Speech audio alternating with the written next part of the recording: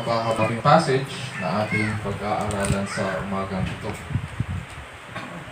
At gaya nga ng naka-flash sa ating screen, ang title po ng message natin sa umagang ito is The Danger About False Teachers.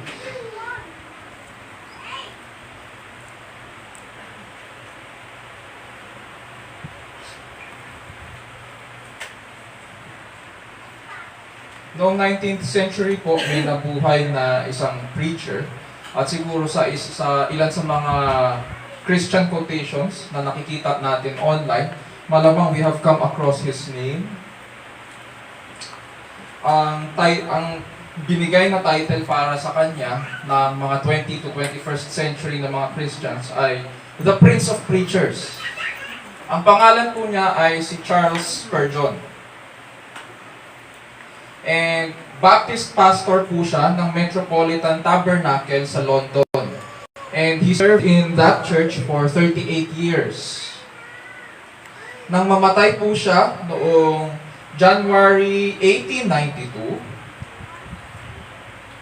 it is said that he died of a broken heart. At marami din sa mga pastor sa panahon natin ay namamatay with a broken heart. Hindi sick heart ha, broken heart. Broken-hearted sila. Bakit? Mula August 1887 hanggang April 1888, simulat po siya ng 7 articles upang ipaglaban ang essentials of the faith sa mga kumakalat na mga progressive or liberal theologians na nagkukunwaring lingkod ng Panginoon. Ang tawag sa sermons po niya ay The Downgrade Controversy. Pinatunog po niya ang batingaw bilang babala sa mga kumakalat na mga bulaan sa loob ng kanilang denomination at pati na rin sa iba. The reason kung bakit namatay siya with a broken heart, it is because imbes na makinig sila sa kanya, siya pa yung sinisi sa mga nangyari noong panahon niya. And so, ayon sa kanyang may bahay na si Susanna Spurgeon, ganito po ang sabi ng kanyang asawa, buhay niya ang naging kapalit sa pakikipaglaban para sa pananampalataya. Pakinggan po natin ngayon si Charles Spurgeon sa kanyang sinulat o sa kanyang sermon sa Downgrade Controversy, kung paano niya nilalarawan ang mga bulaan noong panahon niya. Tinagalog ko na lang po ito. Ganito po ang sinasabi niya tungkol sa mga bulaan. Ganyan ang mga katusuhan ng mga may malawak na pananaw. Medyo kabahan kayo kapag bigla na lang kayong sasabihan na lawakan mo naman ang iyong pananaw. Usong-uso yan sa atin sa panahong ito. May malawak na pananaw, may malayang pag-iisip, may pagkaunawa. Noong mga panahong yon ng pagsaway at kalapas-tanganan, ang mga mapangahas na bigkas ni Mr. Voicy, malamang isa ito sa mga pastor ng panahon niya, na bulaan din, ang mga mapangahas na bigkas ni Mr. Voicy, matapang at kakilakilabot man sila ay mayroong wangis ng katapatan. Ano yun? Nakaukit sa mga malalaking titik sa kanyang noo ang tanda ng kawalan ng pananampalataya at wala siyang balak na itago ito kanino man. Sa halip na ipagmalaki niya na tinalaga niya ang kanyang sarili na tanggihan at tuligsain ang lahat ng bagay na dalisay at totoo at banal sa Ebanghelyo ng ating kaligtasan. Dahil sa kanilang pagkukunwari at panlilinlang, lalo lang nila pinalulugmok ang kanilang sarili sa kahatulan at itinaguyod ang marami nilang tagasunod sa walang hanggang kapahamakan. Inangkin nilang sila ay mga kinatawan or ambassadors ni Christ, mga tagapahayag ng kanyang maluwalhating Ebanghelyo, ngunit ang kanilang tunay na layunin ay isawalang bahala ang kanyang kapangyarihan.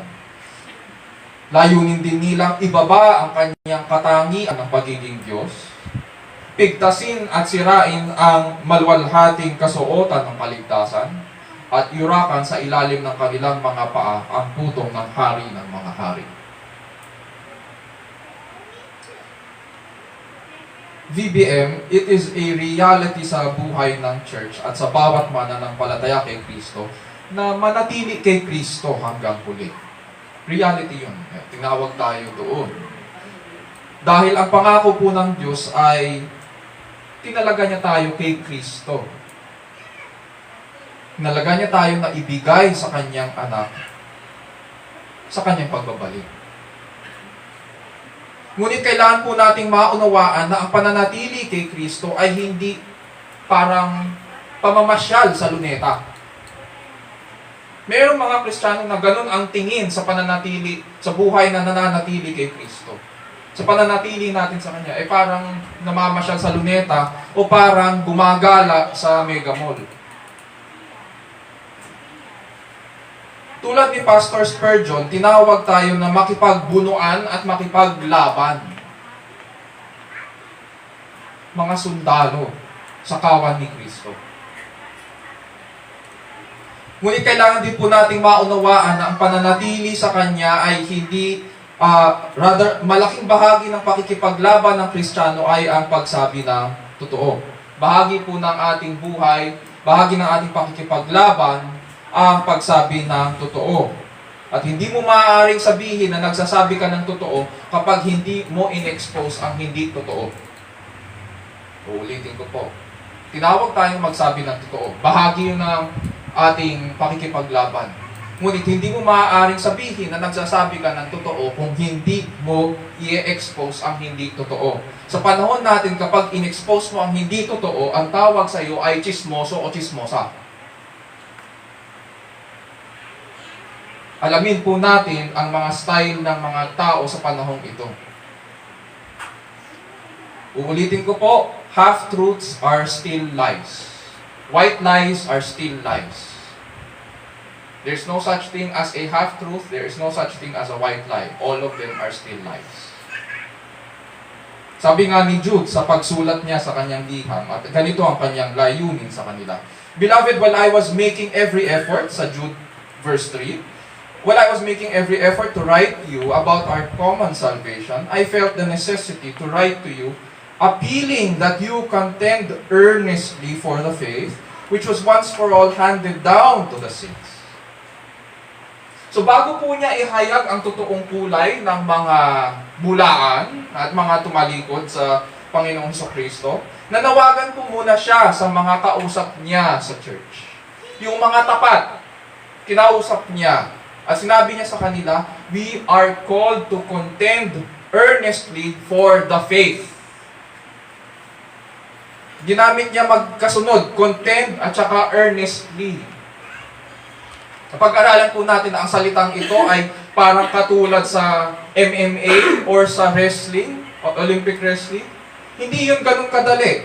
Ang salitang contend pa lang, ibig sabihin mayroon ng hardships. Pero pag sinabi pang earnestly, kailangan mong pagsumakitan yun. Hindi magiging ganun kadali. And so kung sa tingin mo na madali at para sa iyo ang buhay Kristiyano, mag-isip-isip ka. At kung yun ang iyong pinaniniwalaan na madali ang buhay Kristiyano sa mundong ito, mag-isip-isip ka kung nasa tamang liga ka ba? Nasa tamang kupunan ka ba? O baka nandun ka sa kabilang bakod.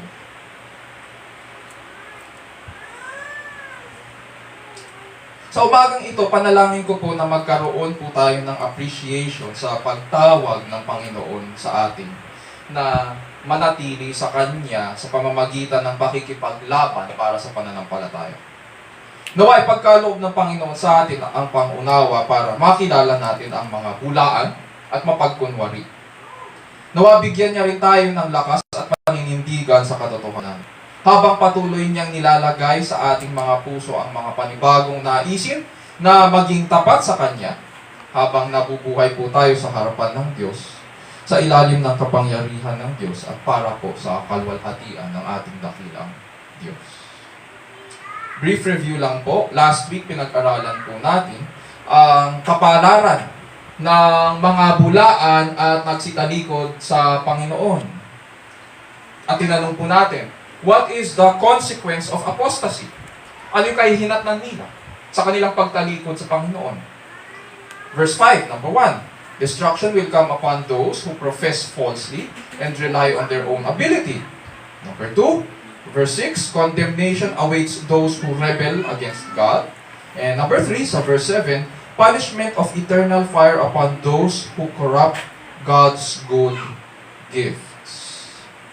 And so, haharap po sila sa kahatulan at mananagot sa kanilang pagtalikod sa katotohanan. Sa umagang ito, titignan naman po natin ang kanilang mga katangian, ang kanilang mga characteristics, ano o kanilang mga tanda, ano ang kanilang mga ginagawa, at ang dahilan bakit kailangang iwasan sila. Uulitin ko po, makikilala natin sila sa umagang ito, sa pagkahaba-haba na ating binasa. Pinakilala sila ni Jude. At maiintindihan po natin kung bakit dapat silang iwasan. Hindi lang iwasan, kahit kung mayroong pumasok sa church, dapat din silang i-expel sa church. Or, yung technical term or theological term na ginagamit, siguro narinig na natin, ang term na excommunicate. Bakit sila kailangan i-excommunicate? And so, we need to ask Jude this morning, what makes false teachers and apostates dangerous to God's people? What makes false teachers and apostates dangerous to God's people? Sa verse 4 po ng Jude, binanggit na ni Jude na itong mga false teachers ay nakapasok sa church. Ang term na ginamit sa Tagalog ay nakasalinit. Parang ipis na habang isasara mo yung pinto, nagkukumaripas na papasok na hindi mo na malaya na pumasok na pala. Parang ganun.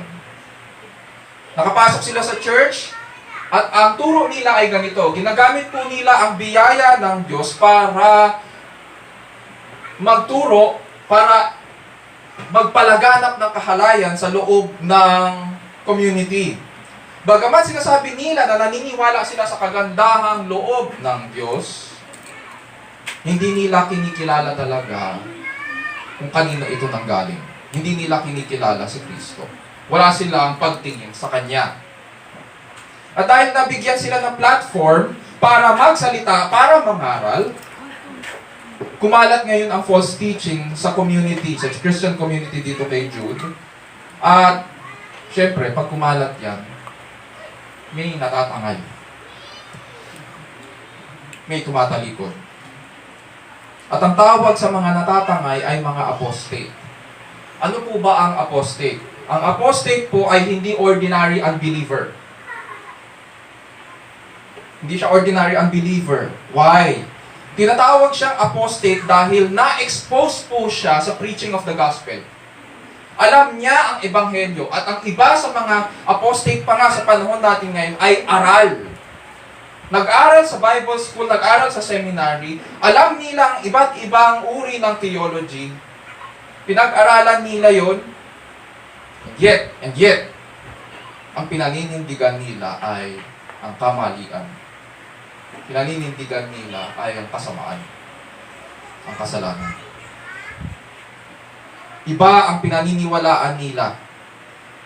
Iba ang pinapangaral nila, at taliwas ang kanilang pamumuhay sa Ebanghelyo ni Kristo.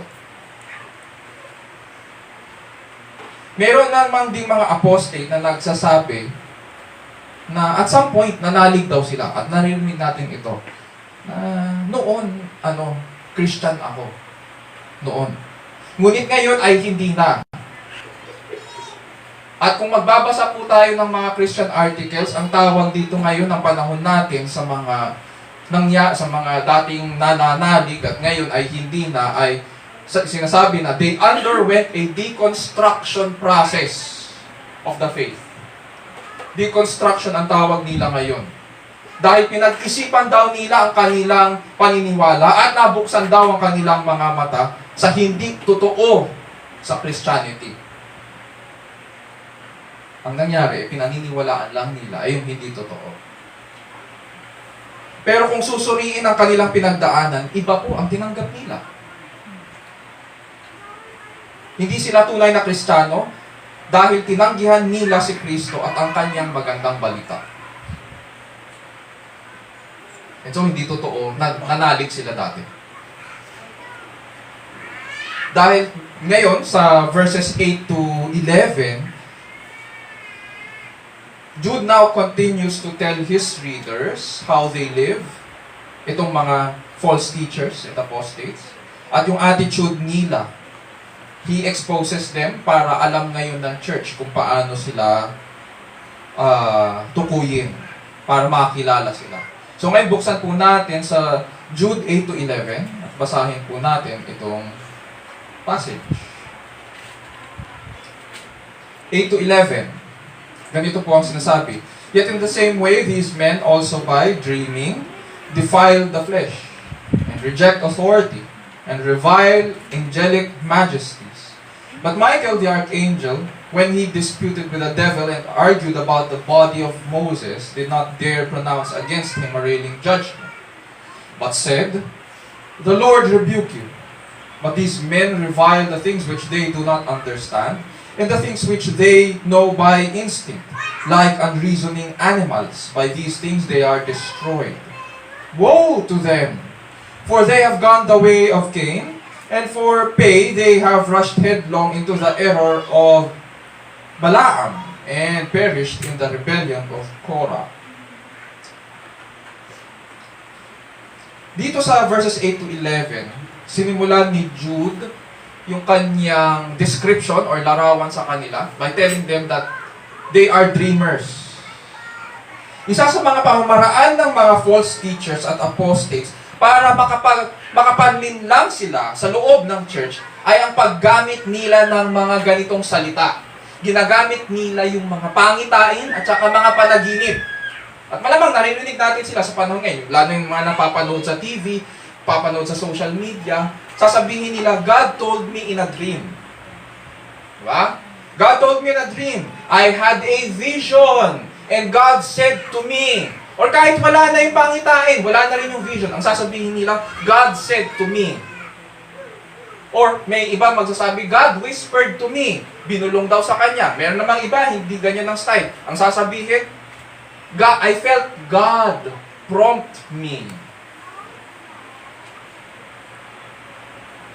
Mapapansin natin lahat ng bagay na ito na pinagsasabi nila ay walang basis sa Scripture. Buti sana kung sinabi nila, God said to me at ganito ang sinasabi ng Scripture. May basis. May pwedeng pag-usapan, pwedeng suriin.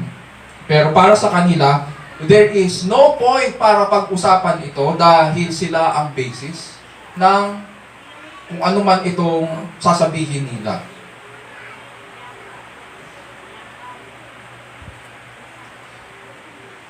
Kiniklaim po nila na may access sila sa Diyos. At dahil kiniklaim nila ito, sino ba naman tayo para kontrahin sila? Diba? May anong isasagot mo pag may nagsabi sa'yo, sinabi sa akin ng Panginoon in a dream.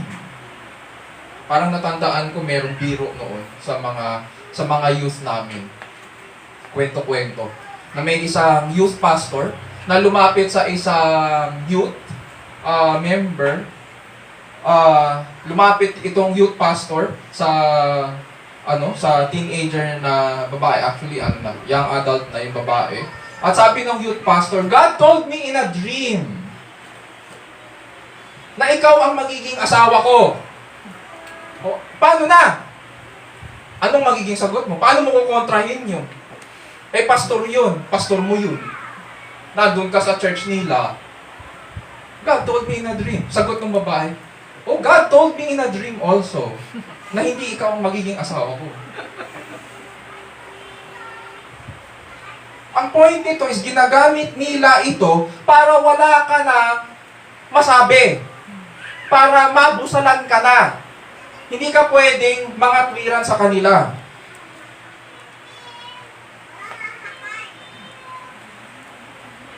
Bakit nila ginagawa ito? Kasi on the side, sinasabi sa atin ni Jude, ginagamit nila ito para sa kanilang pakikiapid sa kanilang mga kahalayan. para wala kang masabi tungkol sa kanila kahit questionable ang kanilang pamumuhay.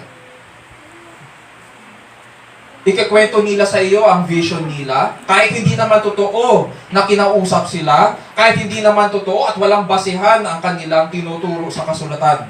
Marami silang nalilinlang sa kanilang mga panaginip at pangarap na dakilain sila, imbis na magpasakop sa mga tinalaga ng Diyos na maglingkod para sa church. And this is why Jude calls them dreamers. They are living in a dream world.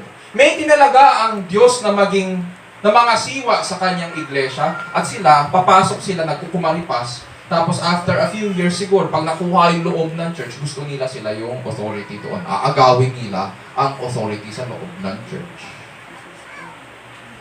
Familiar? Familiar. May ilang dahilan na binigay dito si Jude kung bakit nila ginagamit ang mga pangitain at saka mga panaginip at saka mga walang basihan na mga salita. Number 1, sabi dyan, they defile the flesh. Diba? Number 2, they reject authority. Number 3, they revile angelic majesties or things that they don't understand. Isa-isahin muna natin to. They defile the flesh. Sa verse 7 po, sabi ni Jude, unahin muna natin itong sinabi niya sa 7, na just as Sodom and Gomorrah and the cities around them, since they in the same way as these indulged in gross immorality and went after strange flesh, are exhibited as an example in undergoing the punishment of eternal fire. So pinaalala sa kanila ni Jude na ang dahilan bakit hinatulan ng Diyos ang Sodom at Gomorrah at yung mga karatig na mga lungsod ay dahil sa kanilang pagkagumon sa kahalayan, sa pakikiapid at pagsunod nila sa ibang laman or strange flesh. Dito naman sa verse 8, sabi po niya, yet in the same way these men. So itong mga false teachers ay hindi raw nalalayo sa mga kalalakinan sa Sodom at Gomorrah.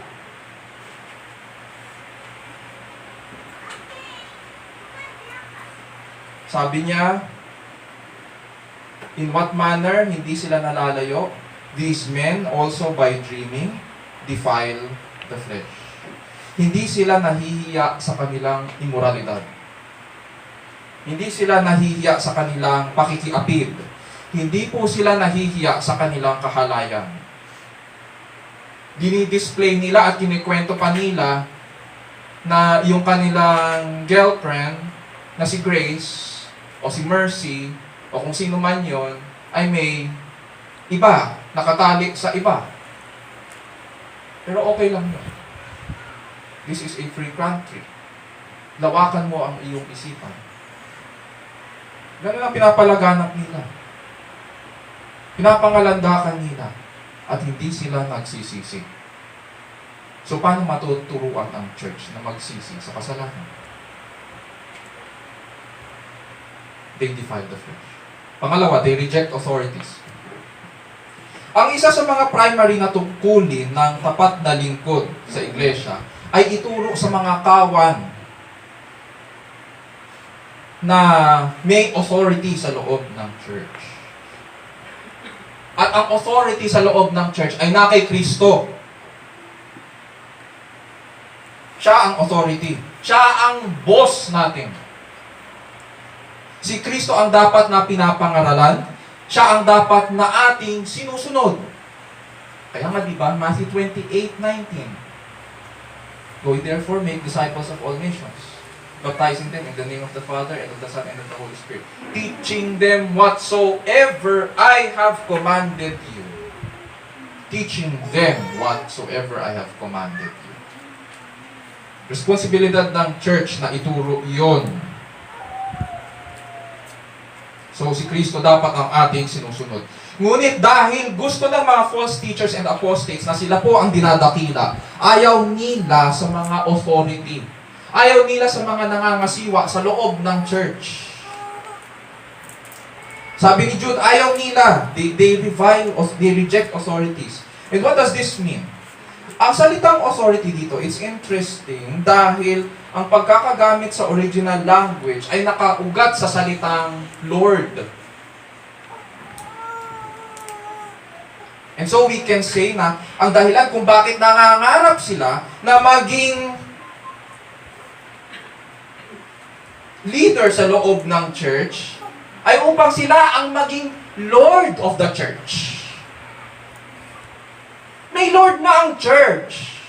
Pero gusto nila na sila ang dakilain. Sila ang magiging authority sa loob ng church. Ayaw nila sa mga governing authorities na nilagay ng Panginoon sa loob ng church. At dahil ayaw nila sa governing authorities that God has placed in His church, ayaw rin nila ultimately sa Panginoon ng Iglesia. At kaya nga sinasabi ni Jude sa verse 4, they reject the Christ who redeemed them.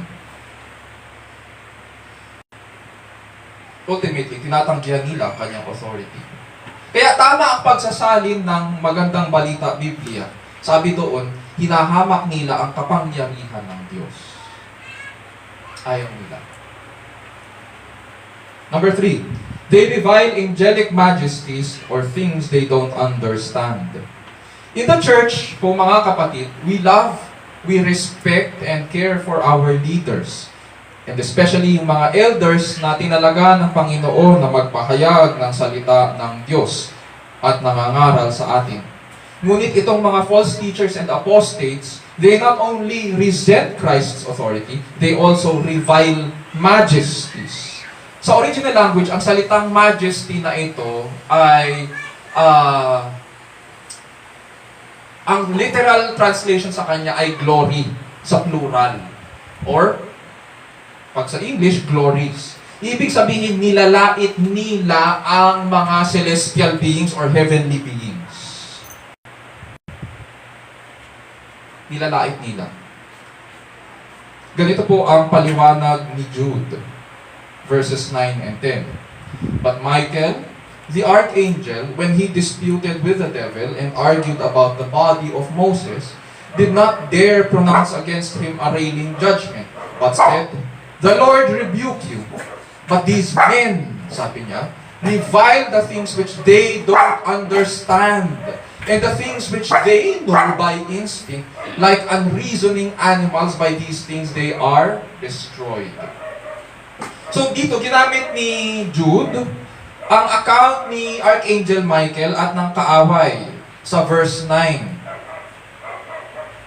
Ngunit hindi po natin ito makikita sa Old Testament. Baka bigla po nating hanapin sa Lumang Tipan. Wala ito. Ayon po sa mga Hudyo, may apocryphal book na isinulat.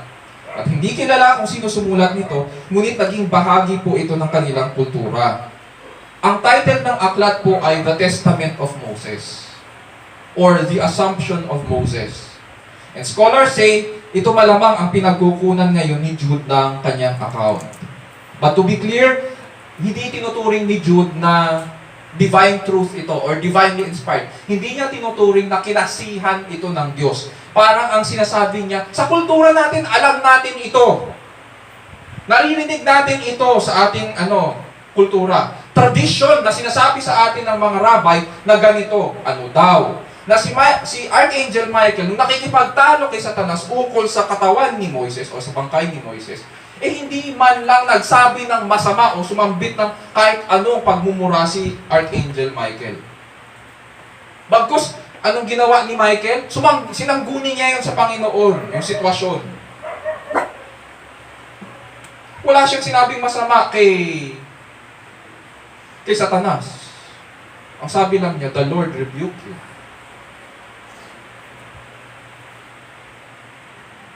And so, kahit na mas mataas pa si Archangel Michael kesa kay Satanas, sabi ni Jude, wala tayong mababasa na ganyan. Alam natin yung kwento na yan. And so, dapat meron tayong matutunan dito bilang mga tao na nandito sa lupa. Bilang mga taga-lupa, dapat mayroon po tayong matutunan. Kung si Michael na pinakamataas sa mga anghel na nagpakita ng paggalang, bakit tayo? Bakit itong mga false teachers na ito na tagalupa lang. Hindi man lang magpakita ng paggalang sa mga anghel. Ulitin ko po, ang paggalang dito ay hindi ibig sabihin mananalangin ka sa anghel o yuyukod ka sa mga anghel. Hindi yon. Ang sinasabi lang dito at tinuturo sa atin dito ay mag-ingat-ingat tayo sa ating mga sinasabi. Mag-ingat-ingat tayo sa mga description natin ukol sa mga anghel. Kung ano ang pinahayag sa salita ng Panginoong Diyos, yun lang. Walang dagdag, walang bawas.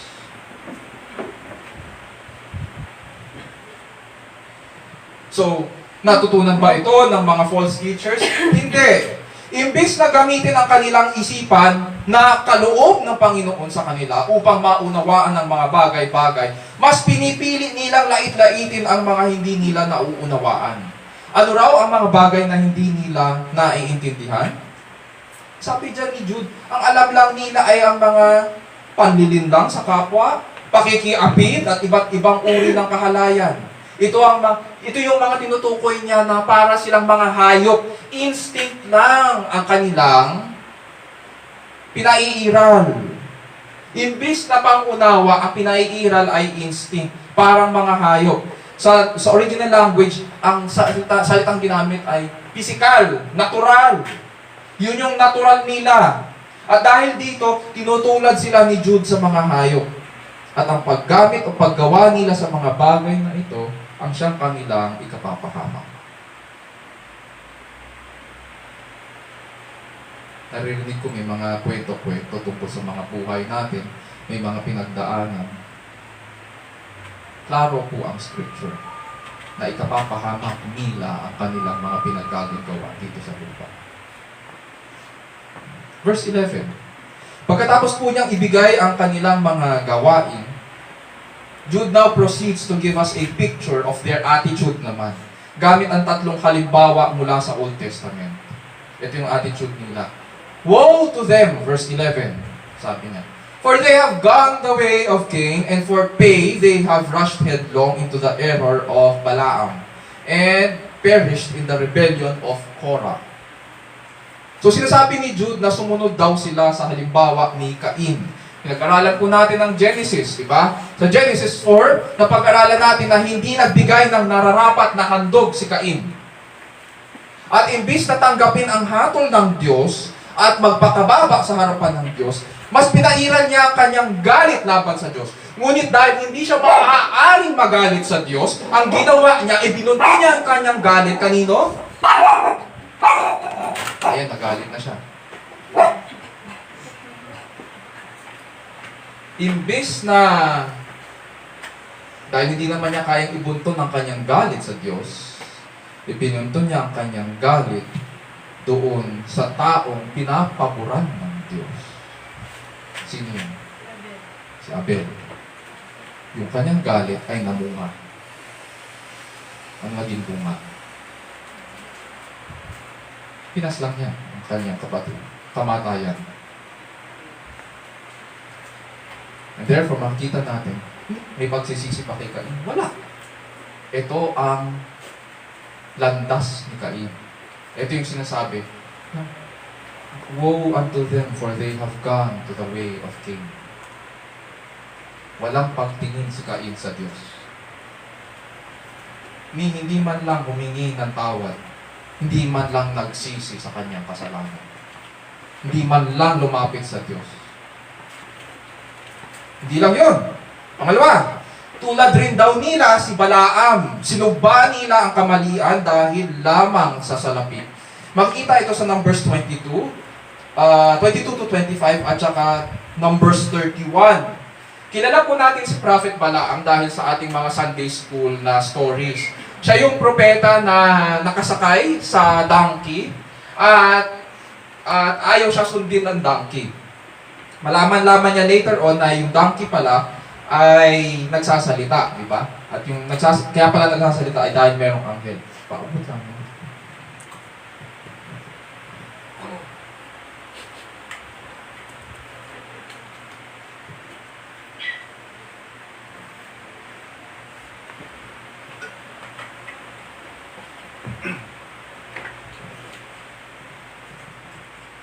allergies.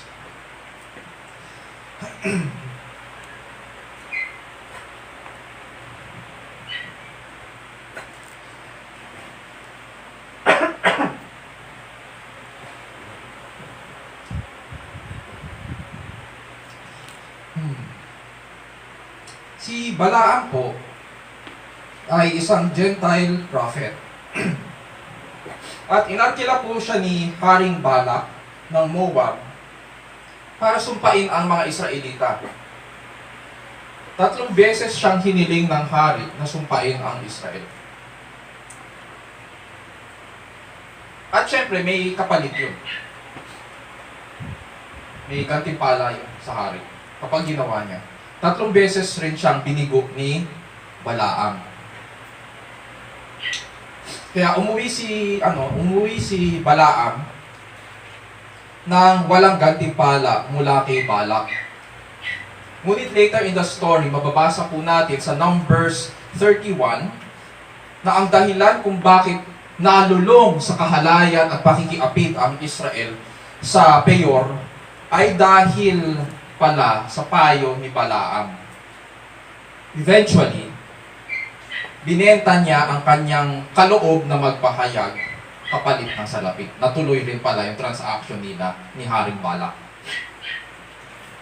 Ito yung tinutukoy dito na sinugba nila ang kamalian dahil lamang sa salapi. Tulad ni Balaam. At pares din niya si Kore or si Korah. Sila'y naghimagsik at pawang napahamak. Sa Numbers 16, 1-32 at saka Numbers 26, 9-10, si Kore po ay mula sa sambahayan ni Levi. Ito, ano na to? Kapamilya ito ni Moises at saka ni Aaron.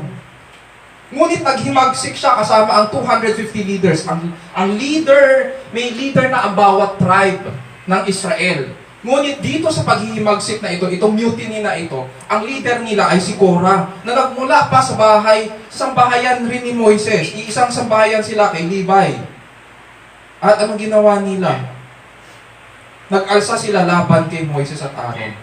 At hindi ito kinalugdan ng Panginoon, kaya lahat sila yung naghimagsik ay nilamon ng lupa. Hindi kinalulugdan ng Panginoon kahit kailan ang paghihimagsik. And in all these 3 examples, anong sabi ni Jude? Kinongratulate niya ba sila? Hindi. Ang sabi ni Jude, woe to them! Binalaan ni Jude ang kanyang mga readers. Babala! Nakakakilabot ang sasapitin ng mga false teachers dahil tinaas nila ang kanilang mga sarili at tinuturuan ang iba na maging tulad nila. So, first point sa verses 8-11. What makes false teachers and apostates dangerous to God's people? Number 1, verses 8-11. They raise themselves in rebellion against God and entice believers to be carnal and covetous like them. They raise themselves in rebellion against God and entice believers to be carnal and covetous like them.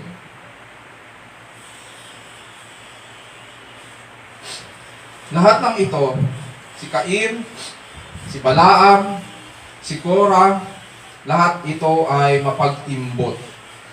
Ayaw nila yung kaloob na binibigay ng Diyos. Ang gusto lang nila kung ano ang sa kanila. Tinanggihan nila, therefore, ang kaloob mula sa Diyos. Verse 12-13.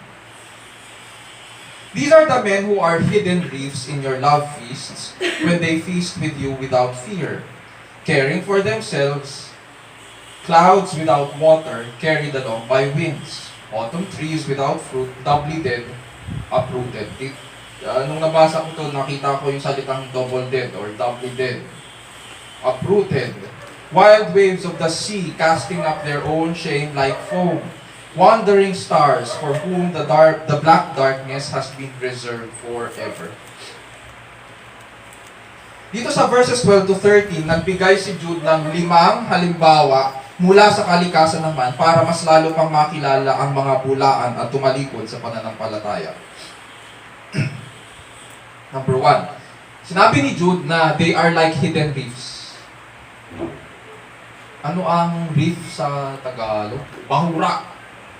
Mga bahura. Pwede rin sabihin na matataas itong mga batuhan na may mga coral na hindi kita agad sa barko, sa taas ng barko. Hindi mo sila makikita sa surface ng tubig, nakatago sila, at hindi mo rin sila makikita mula sa itaas. Hindi sila nakikita ng kapitan. And so, kapag dumaan ang barko, ano nangyayari? Dito sa mga batuhan na ito, butas ang katawan ng barko. Critical ang mangyayari sa kanila. Critical ang damage at pinsala sa barko. Ano itong sinasabi ni Jude? Ganito. Noong unang panahon, may tinatawag po silang love feast or agape feast. Ito po ay salo-salo na kung saan nagdadala po sila ng mga pagkain. Lahat ng members ng church nagdadala ng pagkain linggo-linggo. Parang pot bless siya. Pero itong kainan na ito, itong salo-salo na ito, or pagtitipon na ito, ay hindi for fellowship purposes lang. Nakakonekta po ito sa Lord's Supper. Kaya sa Acts chapter 2, makikita natin, they gathered together for the breaking of bread every day. So, ito ay meal. Full meal ito. At dito sa central, dito sa meal na ito, ang Lord's Supper. Ganun ang ginagawa nila.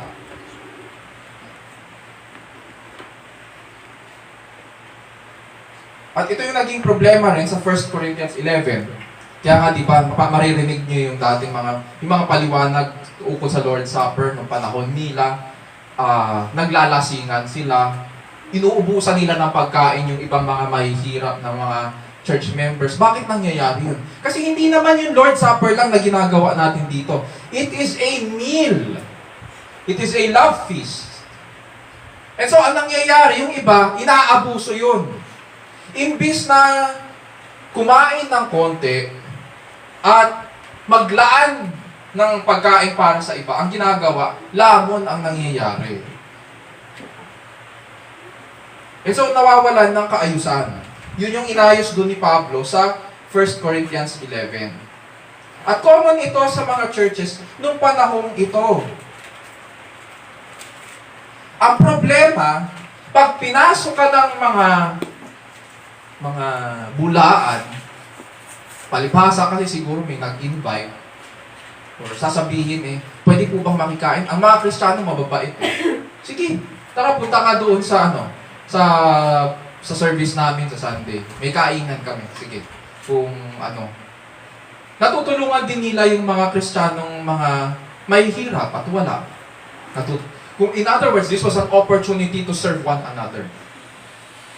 At ngayon, may predator. Yung mga bulaan, papasukin nila ito at sisirain ang ministry.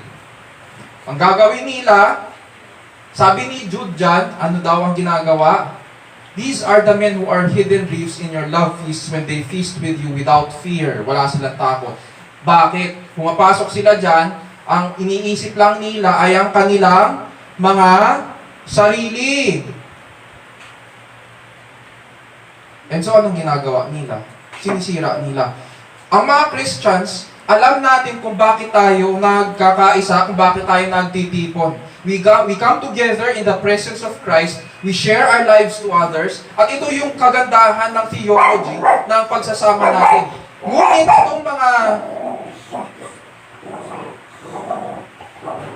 itong mga false teachers, sinishipwreck nila ang ministry. Sinisira nila. Babaluktutin nila ang theology.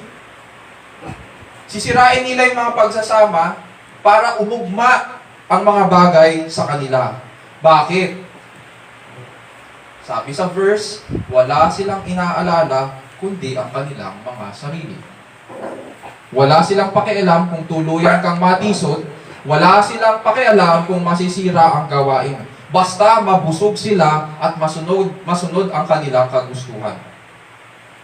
Yun yung danger.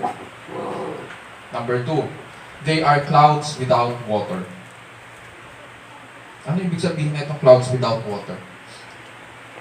Sa mga nakakapunta sa Middle East, mga nanggaling sa atin ng Middle East, alam natin na doon, bibihira lang umulan. Walang bagyo-bagyo doon. Kung meron man, sandstorm.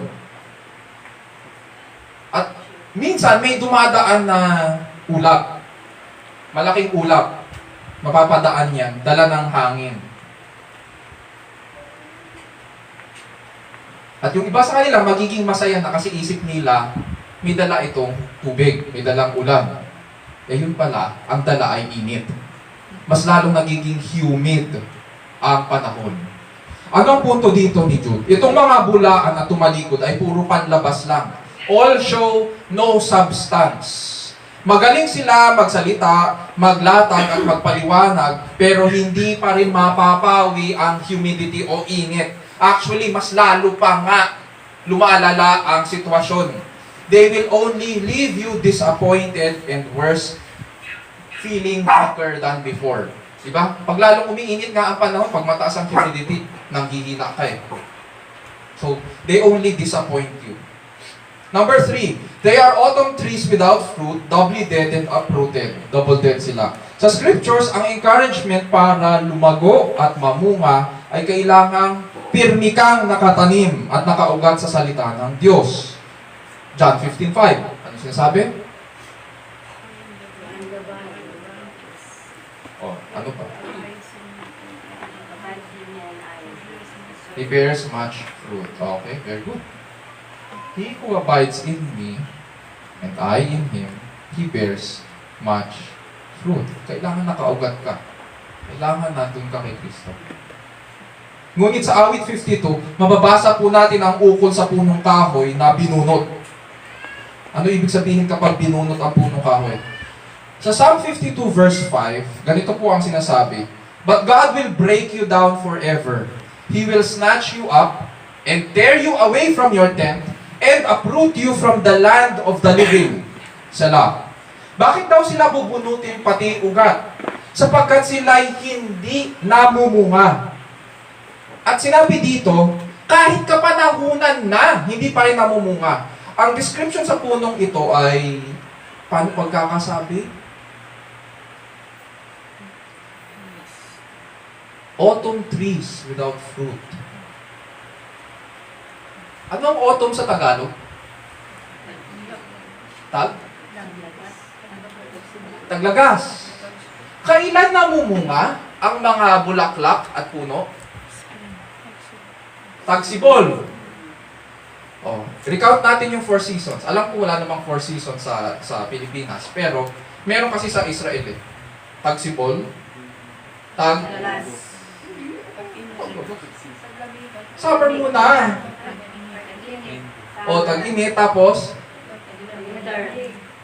taglagas. Tapos taglamig. Ganon. Okay? Eto, tapos na eh. Tapos na yung panahon para mamunga. Ano na? Taglagas na, malapit na ang taglamig. Wala pang bunga. So ano to? Diba? They cannot bear fruit. Why? Because they are spiritually dead. Dead sila. Ano ibig sabihin ng doubly dead or double dead dito? Spiritually dead ka na nga, hahatulan ka pa sa walang hanggan. Ibig sabihin, tinalaga na sila ng Diyos para doon sa kahatulan. Hindi magbabago yan. Ngayon pa lang, hinatulan na sila ng Diyos. And it is interesting, sa verses 18 to 19 ng Jude, ganito po ang sinasabi ni Jude tungkol sa babala na binigay ng mga apostol ukol sa mga bulaan. Verses 18 to 19, "In the last time, there will be mockers, following after their own godly lusts. These are the ones who cause divisions, worldly-minded, devoid of the Spirit." Wala sa kanilang banal na espiritu. They are spiritually dead, they are doubly dead, and therefore they will not bear fruit kahit anong gawin mo. Hindi yan mamumunga.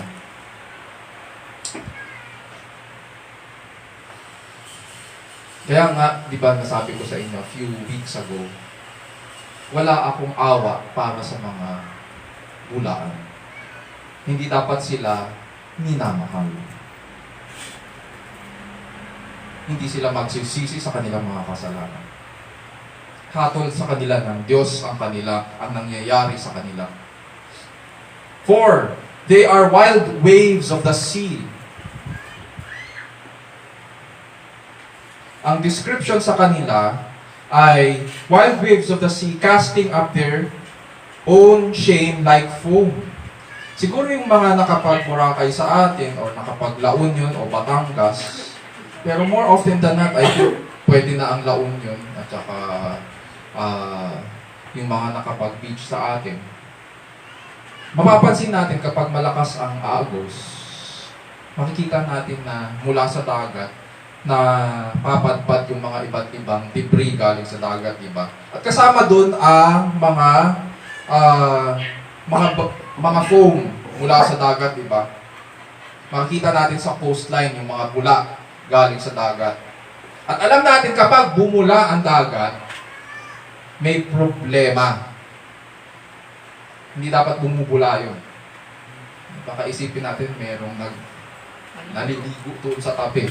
Nagsha-shampoo ng buhok niya. Pero ang dami namang shampoo nun, di ba? May problema. At ganun din dito. They are like wild waves of the sea. Ang description sa kanila ni Jude, wild sila. Walang pagpipigil sa sarili.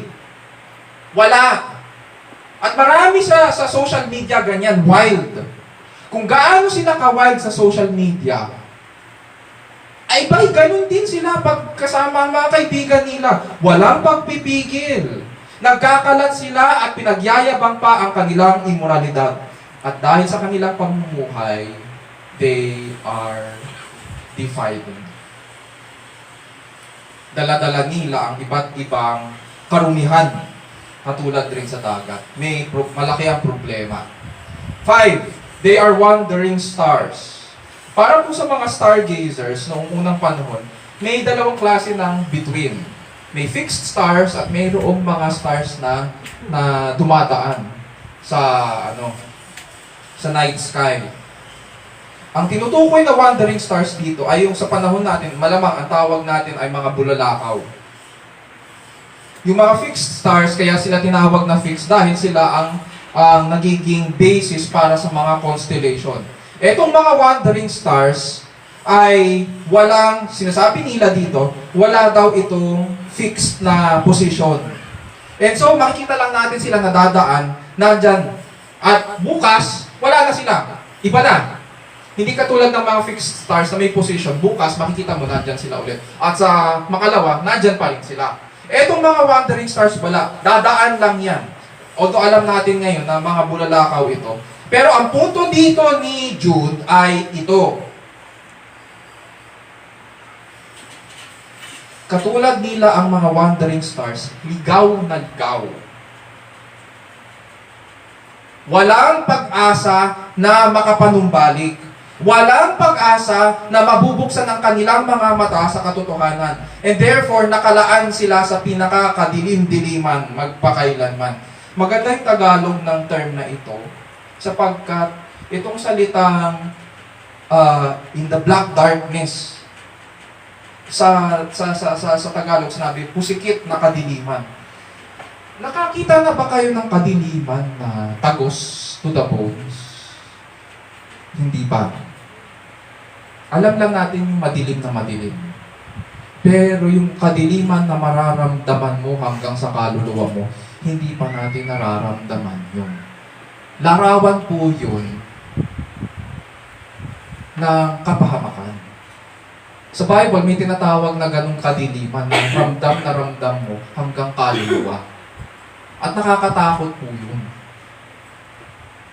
Kasi lumalabas na walang kaliwanagan doon. Wala. At inilaan sila para doon. Sa ganong klaseng kadiliman. Na hindi man lang hindi man lang makikitaan ng kahit anong liwanag. Dito, pwede pa natin sabihin, ay buksan mo nga yung ilaw. Pag binuksan mo yung ilaw, matatalo ang dilim. Pero dito wala. Ibang klaseng kadiliman ito. At yun, doon daw sila nakalaan. And therefore, mababasa natin dito na ang mga bulaan ay unreliable at misleading sila.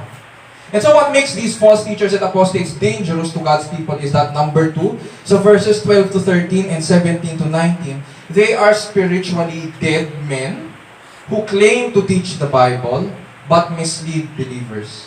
They are spiritually dead men who claim to teach the Bible at maraming nalilin lang dahil maraming nagtuturo din ng Bible sa panahon natin ngayon at marami rin nami-mislead. But they mislead believers. They are destructive, they are disappointing, they are unfruitful, they are spiritually dead, they are defiling, and they are unreliable. Punta tayo sa verses 14 to 16. It was also about these men that Enoch, in the 7th generation from Adam, prophesied, saying, Behold, the Lord came with many thousands of his holy ones, to execute judgment upon all, and convict all the ungodly of all their ungodly deeds, which they have done in an ungodly way, and of all the harsh things which ungodly sinners have spoken against him. These are grumblers, finding fault, following after their own lusts. They speak arrogantly, flattering people for the sake of gaining an advantage. Okay? Sa Old Testament po, maiksi lang ang account ni Enoch. Nabanggit dito si Enoch sa verses 14 to 16. At nung pinag-aralan po natin ang Genesis, ganito po ang sinasabi tungkol kay Enoch sa Genesis 5, 22 to 24. Then Enoch walked with God 300 years after he became father of Methuselah, and he had other sons and daughters. So all the days of Enoch were 365 years. Enoch walked with God, and he was not, for God took him. So si Enoch po ay nagmula sa sambahayan ni Jared. Nakaapu-apuhan po ni Adan kay Seth. At nabuhay po siya ng 365 years. At pagkatapos nun, kinuha na lang po siya ng Panginoon. Ganon. Kaya alam natin na galit na kinuha siya ng Panginoon kasi kakaiba yung language na ginamit para kay Enoch. Itong buong passage ng Genesis 5 ay tungkol sa birth and death of man. Sa bawat generation, ibig sabihin, hindi nakatakas ang tao sa sumpa ni Adan. Ngunit, pagdating kay Enoch, ang nangyari po, iba yung language. He walked with God and was not. Buong buhay niya, lumakad siya sa kalooban ng Panginoon. At ang sinasabi dito, hindi sinasabi kung paano siya kinuha.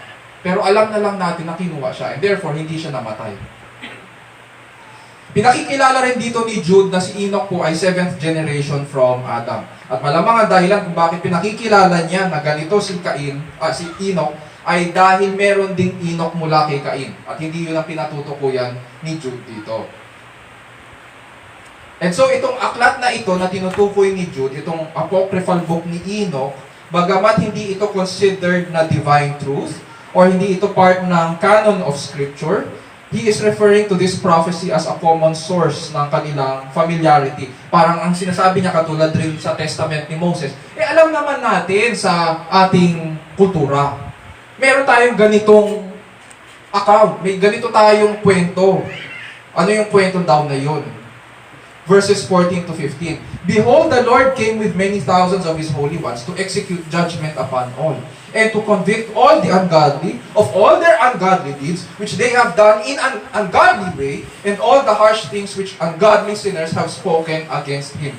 Grabe. Ang emphasis dito ni Jude, pansin natin, doon sa salitang all at ungodly. Ilang beses po niyang inulit ito? 4 na beses. In other words, ang sinasabi po niya dito, ramdam natin ang diin ngayon ng prophecy sa paghatol sa lahat ng mga ungodly. Lahat ng hindi kumikilala sa Diyos. Sure na nakahatulan sila ng Diyos. 4 na beses sa isang verse, binanggit ang ungodly at saka all. At pangalawa, pansinin din natin itong mga salita. Behold, the Lord came with many thousands of his holy ones.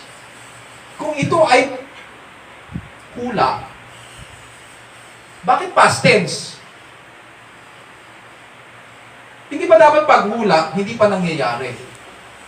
Dapat future pa. Bumalik na ba si Kristo? Hindi pa.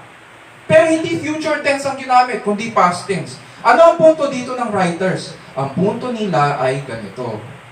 Bagamat future things ang pinag-uusapan, ang sinasabi nila dito ay sure na sure, siguradong lilipas ito at mangyayari ito. Maliwanag pa ito sa sikat ng araw. Walang takas ang mga bulaan at nagsitalikod sa Panginoon. Babalik ang Panginoon, ang pinuno na ayaw nilang kilalanin. At dito pag sinummarize natin itong verses na ito, itong 11, itong verse 12, itong verse 13, 14, and 15, lahat ito tungkol sa kapalaran ng false teachers. Saan sila pupunta? Kahatulan. Ang kahihinat na nila ay kapahamakan. And so ano ngayon ang conclusion ni Jude sa kanila? He now describes them as follows. 1. Grumblers. Makikita natin ito sa mga tao na walang pagkilala sa Diyos. Wala silang kasiyahan. Hindi sila kontento. Hindi marunong magpasalamat. Laging may angal.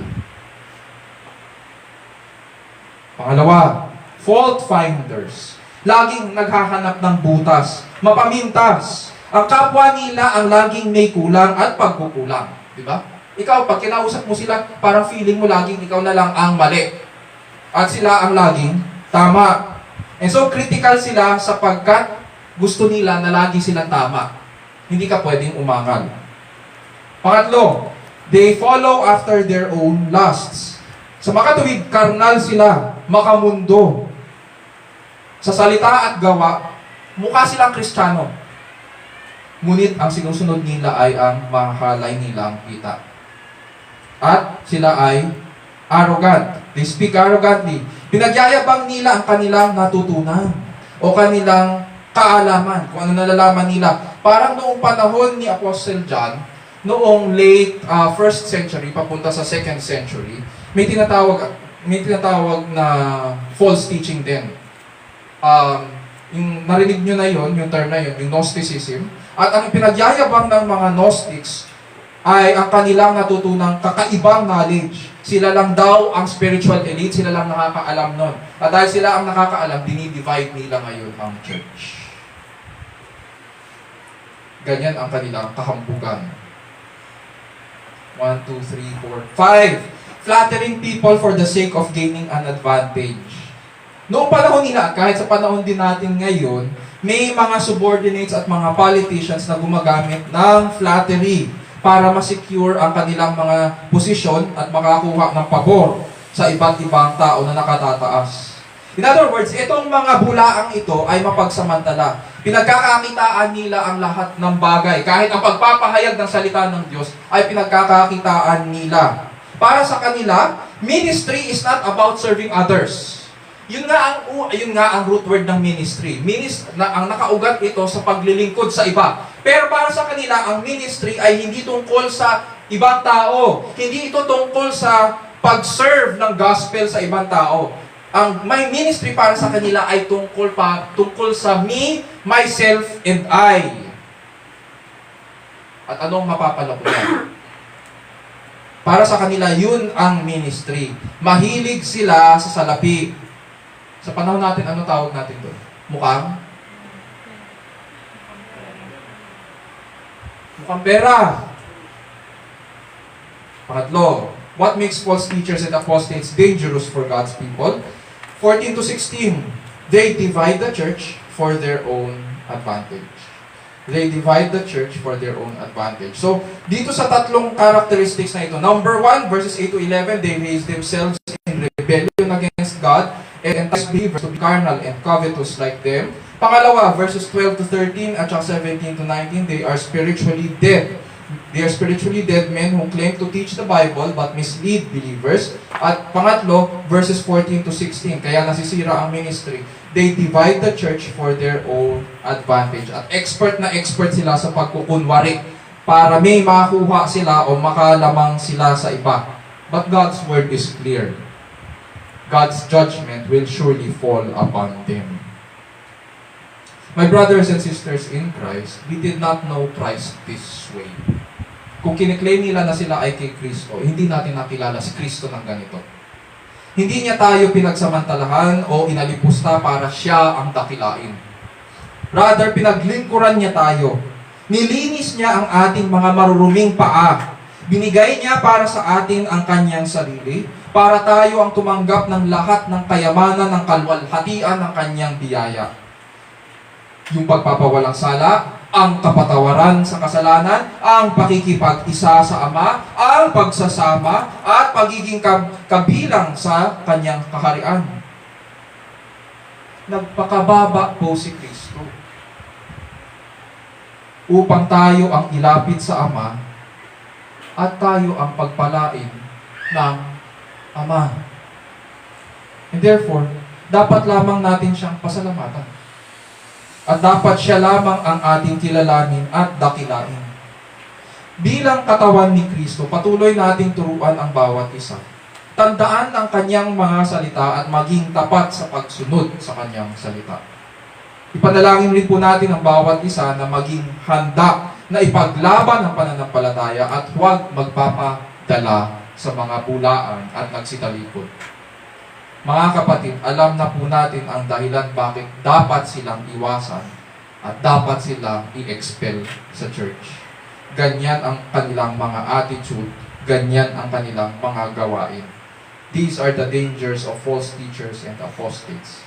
Let us contend earnestly for the faith. Isapuso natin ang mga bagay na ito at purihin natin ang ating dakilang Panginoon. Tayo manalangin.